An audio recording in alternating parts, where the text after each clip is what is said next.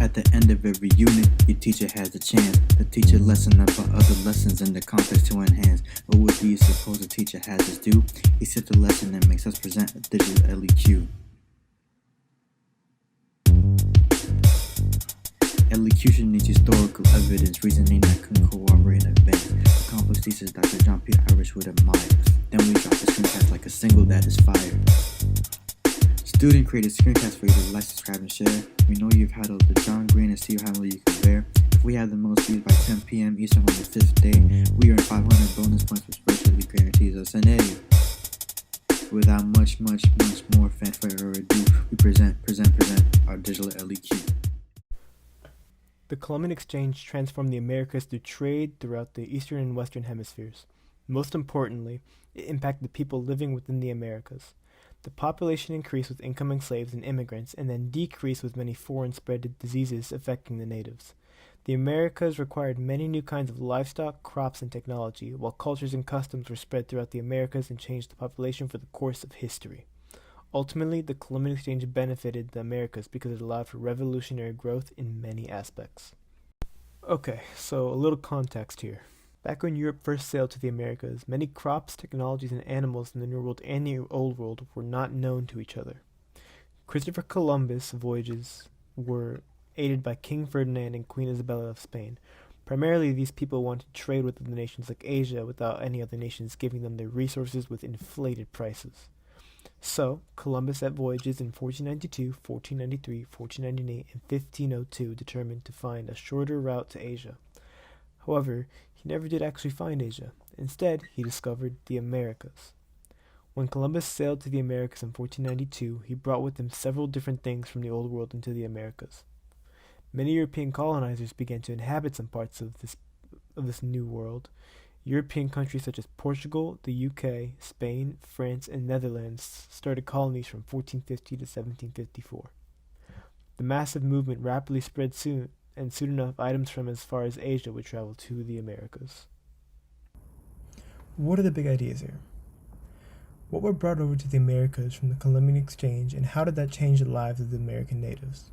What was the agricultural impact that Europeans had on Native Americans, and what technological enhancements came about during the time that the Columbian exchange brought Native Americans and Europeans together? This will all be explored in this digital LEQ. The introduction of disease. After the Columbian exchange in 1492, infections and diseases brought over by the Europeans swelled as epidemics in the Native American population.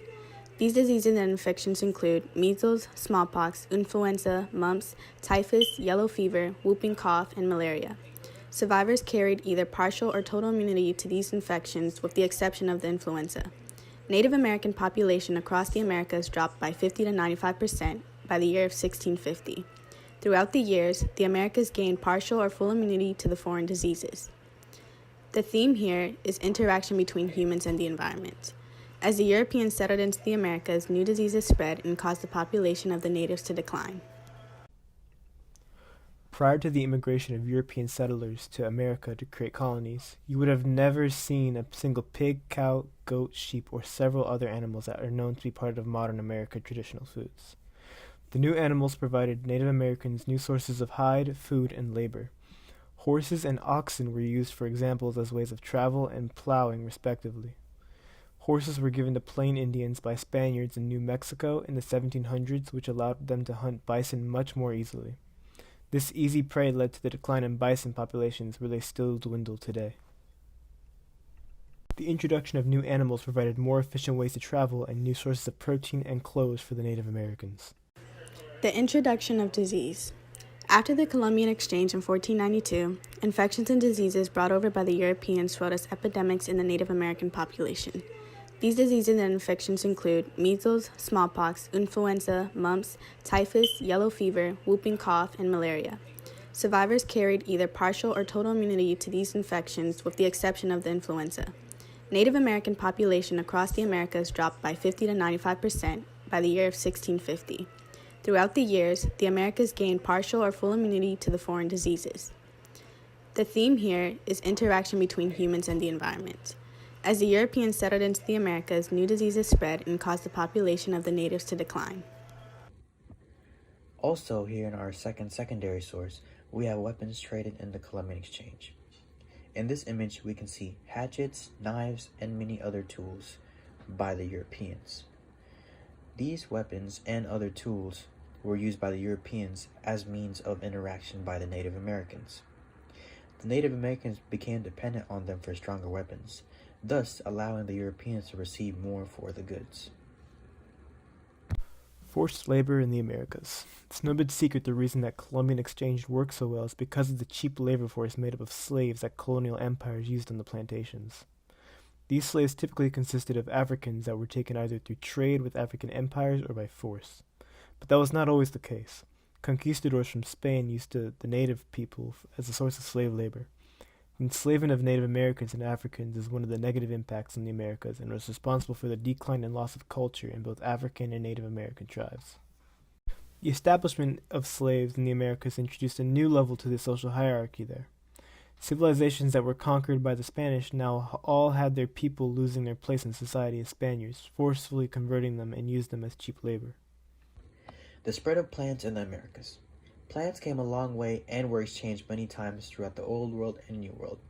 Plants like sugarcane, wheat, bananas, and coffee beans had to endure a trial and error process in the American soil. Aside from that, places like Spain, France, and Asia mostly spread their plants to the Americas, either purposefully or on accident.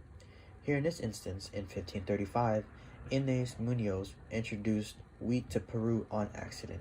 She was given a barrel of rice from Spain and found a few wheat grains in it.